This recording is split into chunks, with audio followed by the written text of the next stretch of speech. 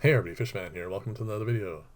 This is Fish Room log number 27, and before I get into today's main topic, which is going to be the process I go through to cull out fish, I thought I'd show you a little bit of an update on those dried out fish food wafers I had made a couple videos ago. Inside that ball of snails and shrimp is a wafer, and inside this one here is one as well. And I'm finding every time I make new type of food, and whether it's a gel one or whatever, I find it takes a couple of feedings before whatever I'm feeding it to decides that, hey, this is actually something that's really cool and tasty. And as finding out now, they actually really love these things. And because their shelf life is going to be really good, and it's not going to take up any freezer room space or anything like that, I think it is actually worthwhile for me to try out a couple different ways of making these. I actually got some interesting suggestions from a few people. One was to take these and put them in a food processor or grinder and try powdering it and then feeding it to smaller fish. Another one involved using something like a cake decorator and exuding it into like little tubes, like little strands, and then drying it in that way and then just breaking pieces off. So all that sort of stuff is stuff I'm going to try, plus also different recipes, because the extra time it takes to do this, I think, is worthwhile.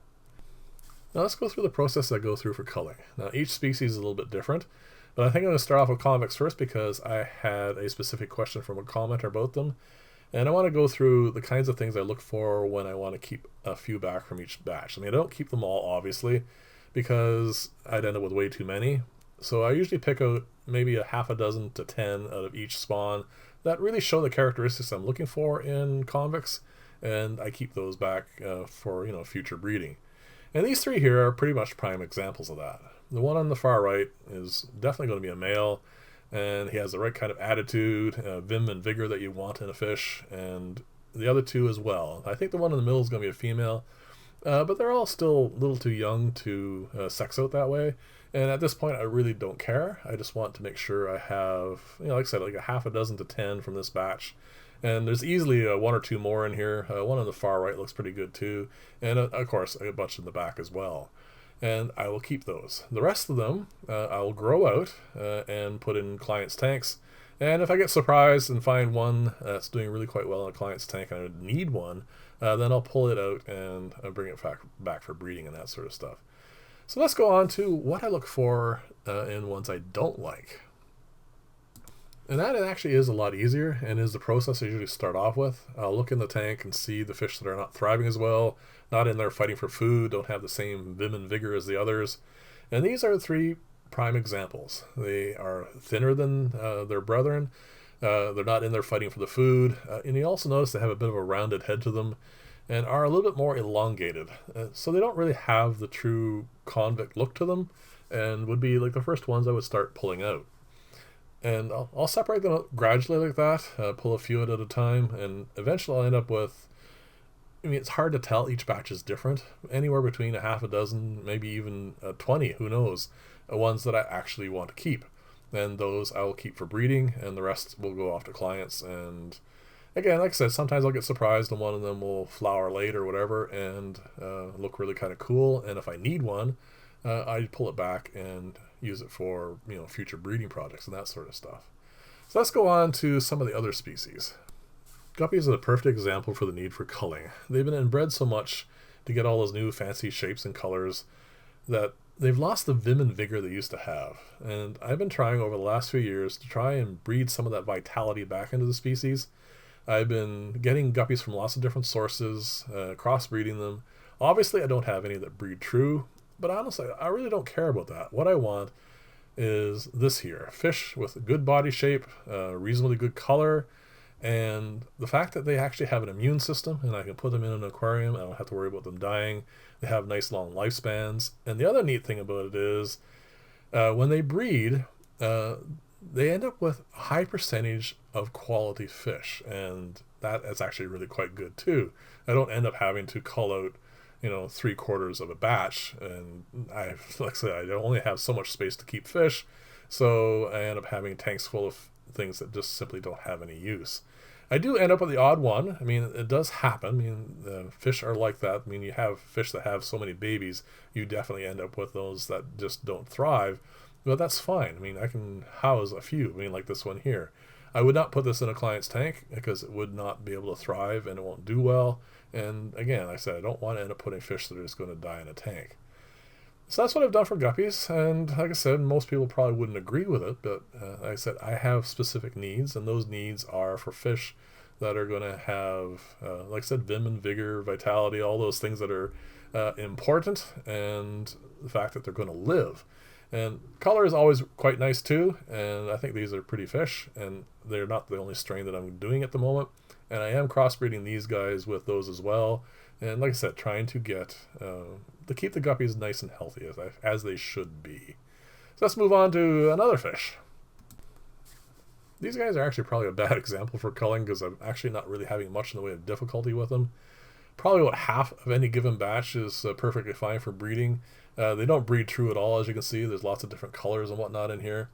And pretty much it'll just be a whim of what I want to see in the next generation, and I'll pull out a male like this one here and probably about 3 females for them, put them in a tank, and they'll start doing their thing.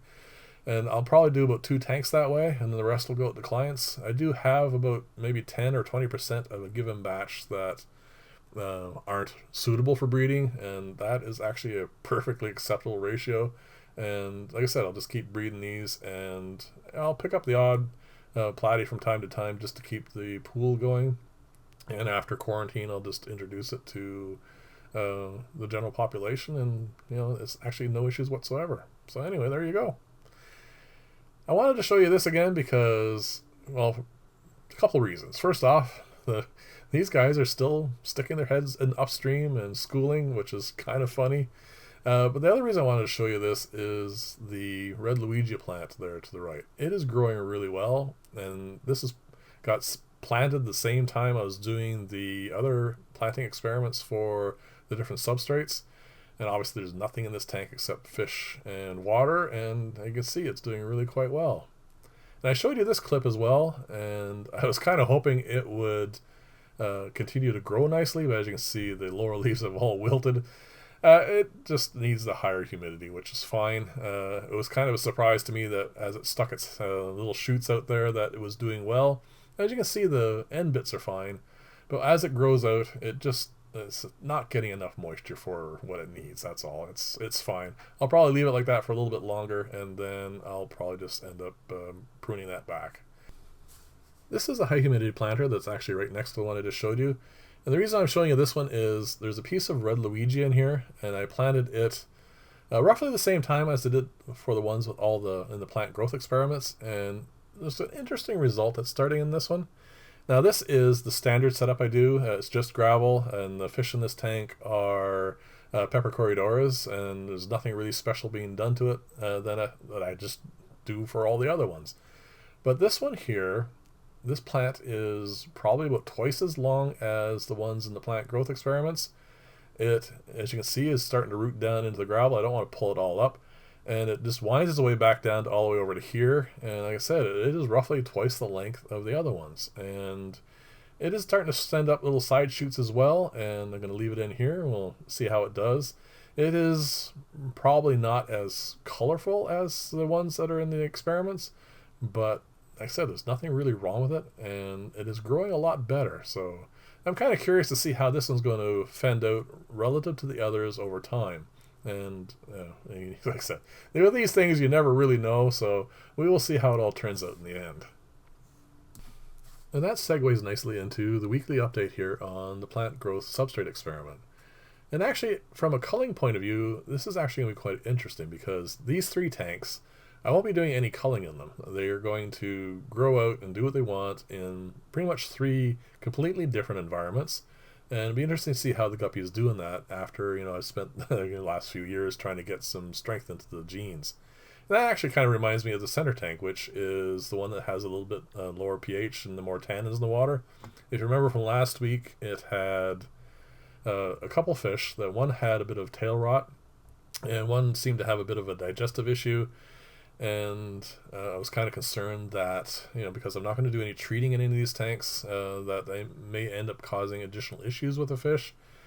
But that is all seemed to resolve itself, just as the bit of an algal bloom I had in this tank. As you can see, it's completely gone now. And like I said, it's interesting to see how these tanks balance out. So this is the tank, and you can see the tannins are gradually getting reduced, and there's no fin rot whatsoever anymore that I can see. There is no bloating or anything in any of the fish. I do see one female there right at the top now in the middle. Seems a little less vigorous than the others, but as I said, these are fish that prefer harder water, and this is probably going to be definitely lower pH than they like and a little bit softer. And they are doing quite well. I mean, that's considering that this is outside their parameters. That's actually probably a good thing, a good recommendation, I guess you should say, for the kind of culling I've been doing on this. So there you go. That tank's doing nicely. And the only other thing to comment on this is relative to the plants. That is I think that the final tank, the one with the plant growth substrate, I think it's finally beginning to take the lead a little bit. And we're going to pan over to that. The red Luigia is definitely growing a little bit better than these. And I think now, well, actually pretty much all the plants seem to be doing a little bit better. And that's interesting because, like I said, at the end of this, we have to decide whether it is worthwhile spending the extra money on it.